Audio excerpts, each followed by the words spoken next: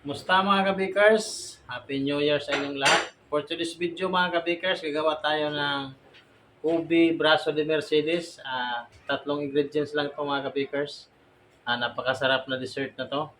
Ang pinagkaiba lang dito kasi ubi yung gagawin natin. Pero mayroon naman gumagawa ng ubi pero bihira lang. Yun ang gagawin natin mga kabikers. Napakasarap ng dessert na to. Kung gusto niyo itong mga ganitong dessert na braso de Mercedes ubi, panoorin nyo lang hanggang matapos ng video. Napakadali lang nito gawin mga kabikers at hindi to masyadong matakaw sa ingredients. Gaya na sinabi ko, tatlong ingredients lang itong braso de Mercedes natin. Huwag natin masyadong pabain. Umpisa na natin. Let's go! So yan mga kabikers. Bali sa paggawa natin ng braso de Mercedes is gagamit tayo ng 8 pirasong itlog, yung large. Kung small o medium yung gagamitin nyo, pwede gawin yung 10, no? Para medyo magkapal yung ating braso de Mercedes.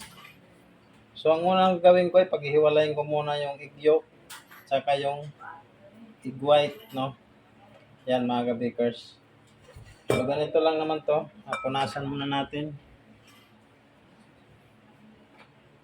Punasan muna natin yung loob ng ating, no? Kailangan kasi malinis siya. Para pag-alsa niya is maganda. So yan mga kabikers, paghihiwalayin lang natin. Natanggalin lang muna natin kasi dito na rin natin ilalagay yung ating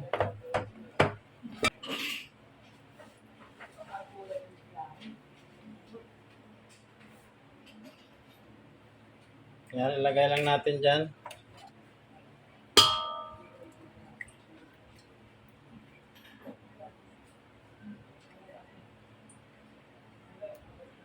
So tuloy lang natin mga kabikers. Mas magandang gamitin dito nyo yung itlog na bago mga kabikers, no? Kasi pag luma siya, sumasabog na yung egg white. Ay yung egg yolk niya sumasabog pag luma na yung ito nga, hindi na siya masyadong bago. Pero okay lang. Hindi pa naman siya dumidikit dito sa kanyang balat. So yan, continue lang natin. So yan mga kabakers, pagkatapos, batihin lang natin to. So itatabi lang muna natin ito. Bali yung una nating lulutuin yung ating palaman. Yan, itlog at saka yung ating condense. Kasi ubi yung gamitin natin, kaya ubi lang na condense yung ginamit natin. Ubi yung gagawin natin na palaman. So yan, itlog at saka yung condense, pangalawang ingredients natin.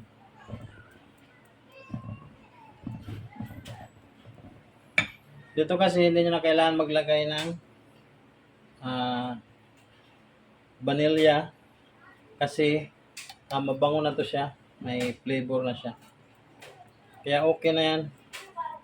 Pero pwede tayo dito maglagdag ng asin, no, pang balance sa kanyang tamis.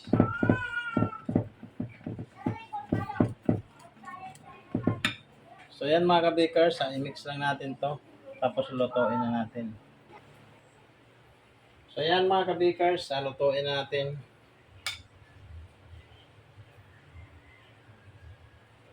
Condense lang to at saka yung egg yolk.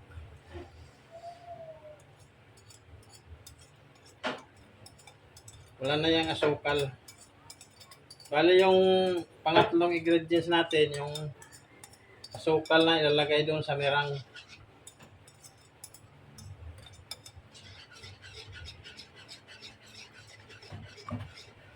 Patayin ko muna. Kasi hindi pala ako nakapagkuha ng sandok. Tapos, buksan natin.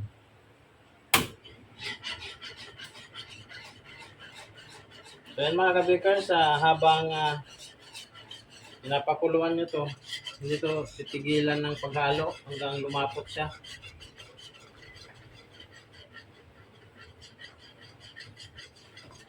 So yan mga kabakers, tuloy lang natin, update ko na lang maya pag so yan mga kabakers, pag ganito medyo lumalapot na siya, papahinaan na natin ang ating apoy para hindi masunog. Ayan.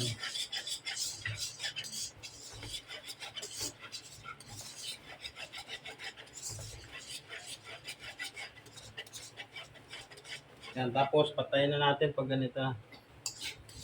Tapos pwede natin siya. Ayan. Ayan mga kabikers, ito yung palaman natin sa ating UV braso de Mercedes. So ayan mga, lipat lang. So ayan mga kabikers, ilagay lang natin siya dito. Sa malinis na lagayan.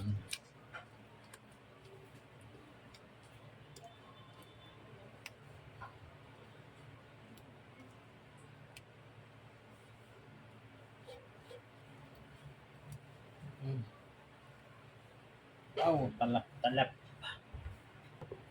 So ayan mga kabikers, ito na yung ating palaman. So punta naman tayo sa atin,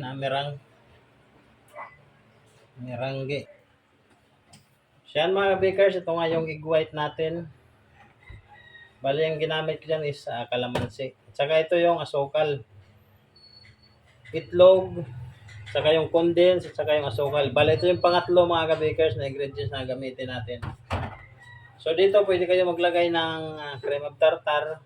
So kung maglalagay kayo mga 1/4 tablespoon ganun.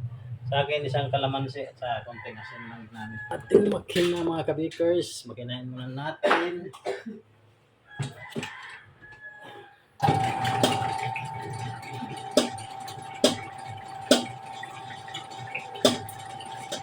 Balik na lang natin, madali lang yan mga kabikers.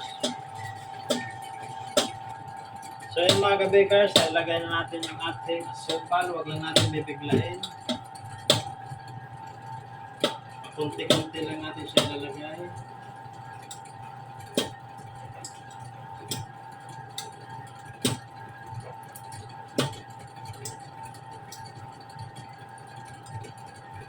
$150 grams pala yung asukal ko dito.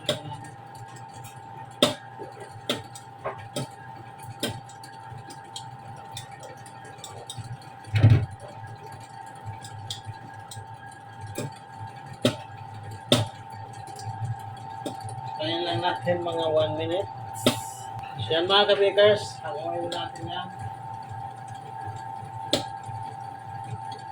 So ito pala yung gagamitin ko. Kung mapapansin nyo, manipis lang siya. Pwede rin naman yung makapal.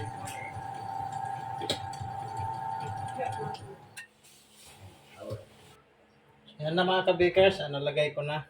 So, yan natin. Kalat lang natin, kalat. Mas maganda.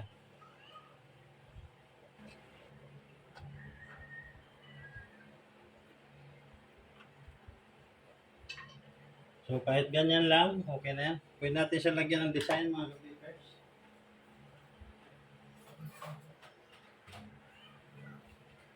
So ang gamitin natin is tinidor lang kasi wala nang hindi ko nakita yung ating pang suklay sa ating cake.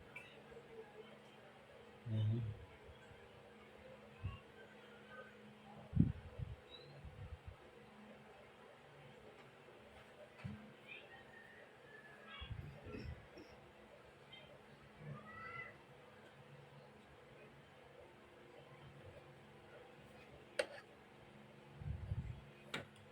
So yan, okay na yan. Salang na natin. Bali yung apoy pala nito, nasa 100 degrees lang ito mga kabikers.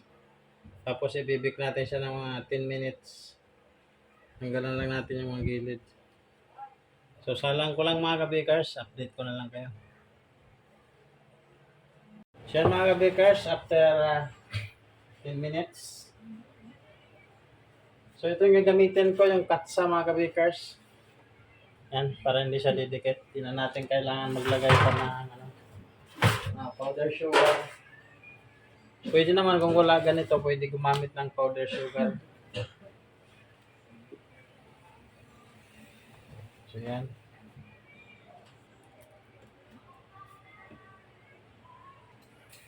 So yan mga kabikers, at tanggalin lang natin dahan-dahan yung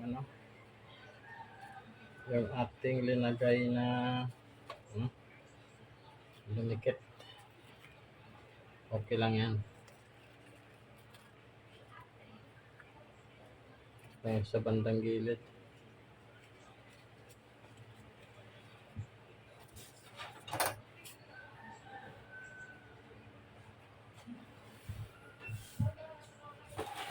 So yan mga kabikers, lagyan na natin ng palaman.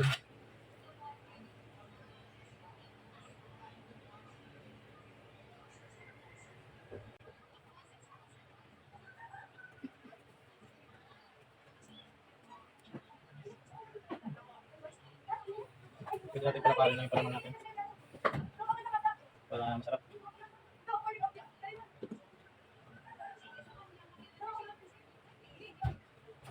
Ayan tayo ating spatula. Ating spatula na malaki. Yan mga kabikers, i-roll na natin. Pag ganito lang siya. Yan.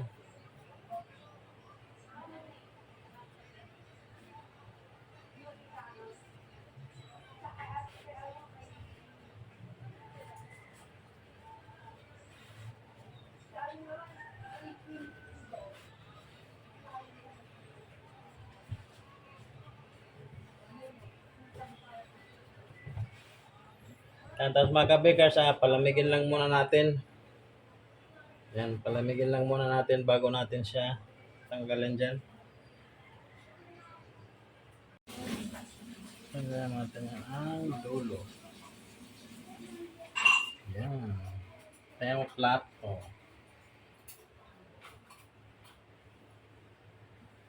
Dulo. Wow.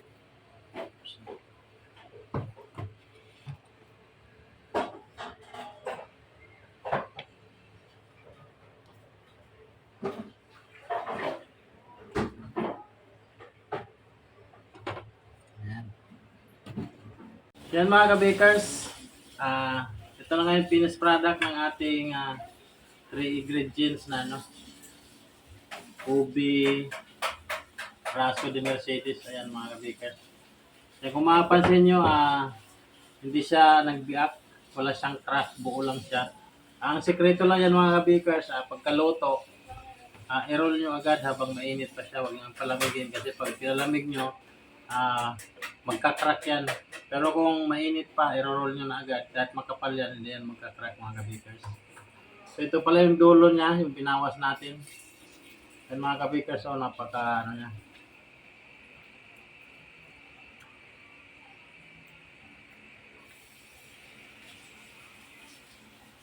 Hindi siya matamis masyado. Tamang-tama lang yung kanyang tamis. Napakasarap.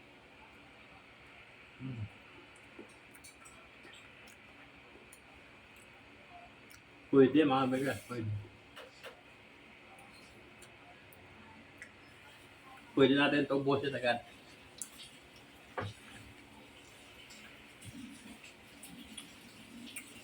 So yan mga bakers, maraming salamat kung nakaabot na dito hanggang dulo ng video natin. Kung nagustuhan mo itong video natin dito sa ating ubi braso de Mercedes, huwag mong kalimutan like, share, subscribe na din mga bakers. So yan, dito na lang. Maraming salamat. Bye-bye.